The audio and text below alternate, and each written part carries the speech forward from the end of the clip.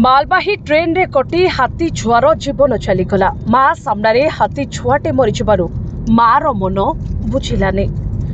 जगी रहिले स्थिति देखी अन्य ट्रेन गुड़िक बातिल कले बंधमुंडा रेल विभाग। एपरि एक दुखद घटना घटी सुंदरगढ़ जिला बरसुआ रेंज डिविजन रे।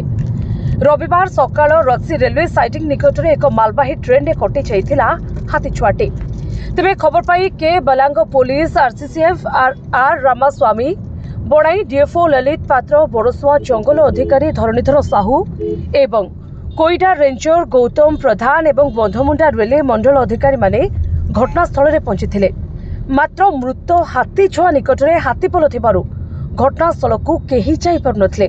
दीर्घ 5 घंटा व्यवधान पर जेतेबेले हाथी शाबक उठी नथिला हाथी माँ जानिगला जे मो शिशु अब दुनिया रे नाही।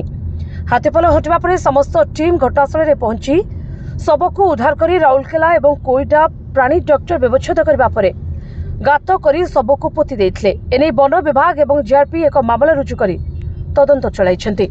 ब्यूरो रिपोर्ट संघर्ष टीवी।